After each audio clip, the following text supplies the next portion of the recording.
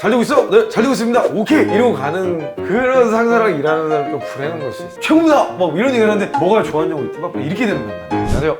일잘러 특강의 일타 강사 최산영입니다. 오늘은 회사에서 여러분들 상사와 대화할 때 주의해야 될 포인트, 답변에 대해서 좀 알아볼 거예요. 이거 말 한마디에 천냥비도 갚는데 말 한마디에 천대를 얻어맞을 수도 있거든요. 이거 정말 주의해야 돼. 우리가 이걸 어떻게 가져갈 거냐. 이게 왜 상사의 질문에 대한 의도를 정확히 파악을 못했거나 뭔가 좀 미스커뮤니케이션이 일어나는, 근데 이게 반복이 되면 어떤 문제가 생기냐, 신뢰에 금이 갑니다. 상사의 질문에 적절한 답을 하는 것은 너무 중요한 대인관계의 기초라고 할 수 있죠. 사실은 가장 좋은 방법은 대답을 하지 않는 거예요. 대답을 하지 않는 방법이 뭐냐? 놀라운 방법입니다. 질문하기 전에 먼저 보고를 해버리는 거예요. 그러니까 질문해서 답변하면 이미 늦은 거야. 이 전제를 깔지만 그럼에도 불구하고 우리가 모든 거를 상사의 마음을 관심법으로 뭐 할 수는 없잖아요. 그러니까 질문을 받았을 때 요거는 좀 피하자. 기본에 대한 몇 가지를 오늘 영상을 통해서 말씀드리도록 하겠습니다. 첫 번째는 이렇게 얘기하는 거예요. 잘 진행되고 있습니다. 아주 잘 되고 있다. 그리고 정말 좋았습니다.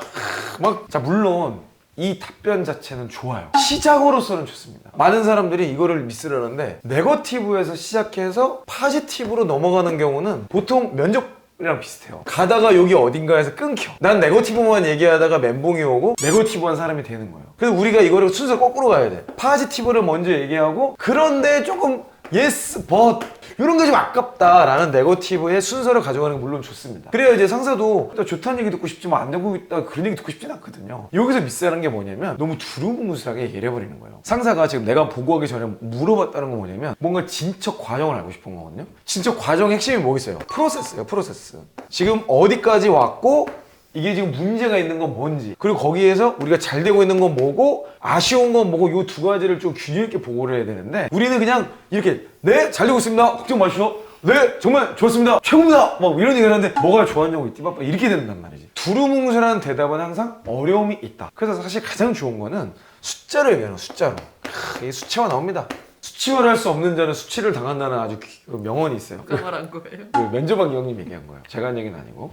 수치화를 할 줄 알아야 돼, 수치화. 그래서 사실 우리가 결국에는 커리어의 전문성을 향해 가잖아요. 근데 커리어의 전문성이라는 걸 말할 때 정말 중요한 개념이 뭐냐면, 내 업무를 숫자나 결과물 베이스로 깔끔하게 얘기할 수 있어야 돼요. 그러니까 기본적으로 뭐 유튜브 해봤어? 그럼 나는 유튜브를 해봤는데 뭐 내 유튜브는 굉장히 인사이트가 있고 창조적이고 굉장히 영상미도 좋고 보이스도 꿀목소리고 딕션도 좋아. 그래서 구독자 몇만인데 이렇게 되는 거예요. 근데 나는 유튜브는 잘 모르겠는데 구독자는 100만쯤 돼. 뭐 이러면 벌써 얘기가 끝나는 거잖아. 그러니까 결국에는 숫자로 얘기하는 것이 가장 깔끔하다. 근데 이렇게 했을 때 많은 분들이 내 업무는 맨날 반복 루틴이고 나는 뭐 잘 모르겠는데 어떻게 내가 수치화를 하냐? 그때 제가 말씀드린 게 직무별 KPI 목록을 한번 참여해봐라 라는 조언을 드렸어요. 이 방법은 제가 이미 많은 영상에 말씀드렸기 때문에 가이드만 드리고 넘어가도록 하겠습니다. 여러분이 직무가 뭐가 됐건 간에 뭐 영업이라고 할까요?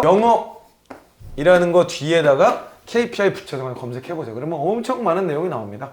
그 내용들 참고하셔서 여러분의 지금 진척사항이 어디쯤 왔는지, 또는 전체 프로세스가 10개야. 10개 중에 7개가 끝나서 그건 뭐예요? 70%죠. 비율과 진척도로 설명하는 연습을 해보세요. 비교값으로 설명하든지 진척도로 설명하든지 둘 중에 하나를 숫자로 답변하는 연습을 계속해야 된다. 근데 잘 진행되고 있어? 그렇게 물어봐서 네, 잘 진행되고 있습니다. 이렇게 대답한 건데 굳이 숫자까지 왜 얘기를 해야 돼요? 잘 진행되고 있어? 그래가지고 네, 잘 진행되고 있습니다. 그러면 이제 상사 입장에서는 기다리는 거예요. 얼마나? 뭐가?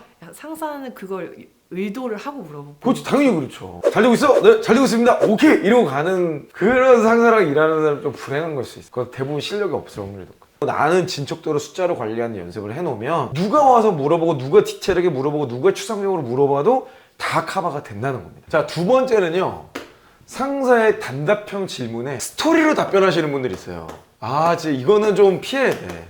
모든 내용이 미괄식으로 가는 거야, 미괄식. 첫 번째 말씀드린 거는 정반대죠. 잘 되고 있어? 네, 잘 되고 있습니다. 이거나 잘 되고 있어? 그랬는데 사실은 제가 어제부터 뭘 했는데 이런 어려움이 있었고 그 어려움을 갔더니 갑자기 구대리가 저를 힘들게 했고 구대리가 옆에 있으니까 내가 막 짜증이 나고 그래서 일을 잘 못했고. 이 미괄식으로 일단 답변하는 사람들은 보통 그 안에 답이 없어요. 그래서 왜 그런 유명한 말 있잖아. 혓바닥이 길면은 문제가 있는 거라고. 그러니까 내가 실제로 일도 안 했어. 성과도 안 났어. 한 게 아무것도 없어. 근데 뭔가 한 것처럼 말을 해야 될 거 아니야. 그러니까 내 생각에 있었던 모든 시나리오와 나의 어려움과 나의 고민했던 내용까지 전부 다 써놓는 거예요. 진짜 실력 있는 사람은 결과만 아주 간단하게 얘기합니다. 근데 스토리가 그럼에도 불구하고 필요한 경우가 있어요. 뭐 문제의 봉착, 문제가 지금 내 눈앞을 가로막고 있어. 근데 내 능력으로는 해결이 안 돼. 이럴 때는 스토리가 필요해요. 근데 그럼에도 불구하고 이때도 두 가지식으로 먼저 답변을 해야 돼요. 잘 되고 있는 건 뭐고 안 되고 있는 건 뭡니다. 네, 어떻습니다. 라고 그 다음에 디테일한 내용들을 그 뒤에 따라 붙는 거지.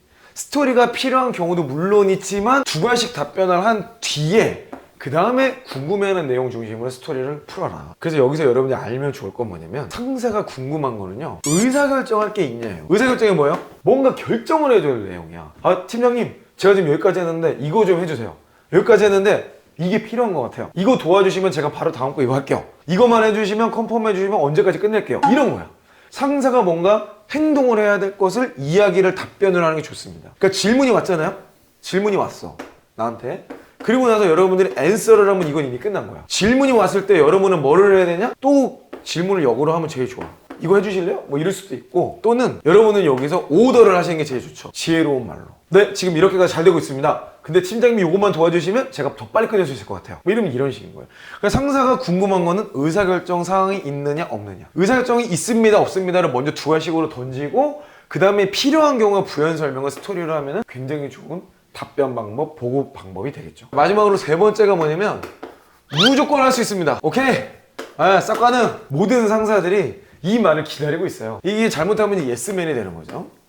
자, 근데 요 예스맨이 되면 어떤 어려움이 있습니까? 여러분 주변에 예스맨이 있는 분들은 잘 아시죠? 예스맨이 되는 순간 상사만 좋아하고 주변 사람들은 다 싫어합니다. 실제로 아무런 과정도 없고 기획도 없고 전략도 없는데 일단 무조건 된다는 거야. 그럼 이 말 하시는 분들의 특징이 뭐예요? 할 수 있습니다 해놓고 자, 이제부터 어떻게 하지? 이런 생각을 한다고. 그리고 하다가 야씨 안 되겠다, 어떻게든 되게 좀 해봐, 아이디어 없어? 뭐 이런 식으로 되는 거예요. 이런 분이 팀장님이신 분들은 아마도 100% 퇴직 준비를 하고 있을 겁니다. 여러분들이 얘는 주의해야 돼. 할 수 있다는 긍정적인 신호를 보내는 것은 물론 맞아. 하지만 내 나름의 근거를 가지고 얘기한다든지 이런 부분은 어려운데 이것만 해결해 주시면이라는 전제를 가지고 이렇게 답변을 해야 돼요. 무조건 할 수 있습니다, 무조건 가능합니다, 이거는 어떻게 보면 굉장히 교만하기도 하고 어떻게 보면 굉장히 자존감이 낮은 사람들이 자신의 무능함을 드러내는 것을 두려워해서 나오는 반사적인 반응이에요. 혹시 그런 건 아닌지를 주의해 봐야 됩니다.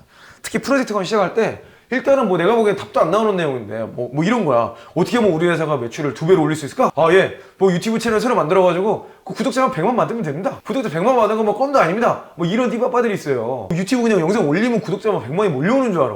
미쳤냐? 그런 영상 봐요? 그런 사람은 없단 말이지. 말도 안 되는 내용들을 근거를 합치고 막 갖다 붙인단 말이에요. 될지 안 될지 모르겠어서 나도 잘 모르겠는데 그럼 무조건 안 된다고 해야 되나요? 내가 해보지 않은 일이라 잘 모르겠다. 그럴 때는 일단 해보겠다고 말은 해야 돼. 그렇지만 어려움이나 한계 요소는 분명하게 얘기를 해야죠. 그리고 내 나름의 계획을 가지고 다시 보고 드리겠습니다를 얘기하는 게 정확한 표현이에요. 내가 뭔가 구상을 해보고 기획을 해보고 고민을 한 뒤에 일단은 해보겠습니다는 굉장히 좋은 메시지는 맞지만 언제까지 다시 보고 드리겠습니다, 긍정적인 메시지를 던져놓고 제가 다시 보고 드리겠습니다라고 빠른 시간 내에 보고 일정을 잡으면 상사도 안심을 할 거예요. 그리고 그때 좀 더 구체적인 과정이나 근거를 가지고 여기까지는 할 수 있을 것 같고 여기까지는 이거는 좀 어려울 것 같고 이거는 누구의 도움이 필요하고 이거는 팀장님의 도움이 필요합니다 라는 것들을 도움 요청을 하신다면 합리적으로도 이해가 되겠죠. 물론 아무리 합리적으로 얘기해도 비합리적인 분들이 있어요. 그건 뭐 어쩔 수 없어. 그럴 경우에는 뭐 우리 면접왕 우리 이 형님을 찾아가시는 게 가장 좋은 답변이 아닐까 생각이 듭니다. 네, 오늘 상사와의 대화의 핵심, 상사의 질문을 어떻게 우리가 긍정적으로 받아칠 것이냐, 그리고 신뢰를 잃지 않는 대화를 할 것이냐에 대한 중요한 포인트, 여러분이 피하셔야 될 포인트들을 알아봤는데요. 다음 영상에서는 그렇다면 여러분들이 어떻게 상사에게 질문을 할 것이냐, 이 부분에 대해서 함께 알아보도록 하겠습니다. 직장생활에 고민과 어려움 있으신 분들은 구독과 좋아요, 알람 설정만 해두셔도 여러분의 직장생활이 빛나는 거 잊지 마시고 구독과 좋아요, 알람 설정을 꼭 하시기 바랍니다. 저는 다음 영상에서 더 좋은 여러분의 회사 생활의 솔루션을 가지고 영상으로 만들어 올려드리도록 하겠습니다. 여러분 다음 영상에서 뵐게요. 이상 이영이었습니다.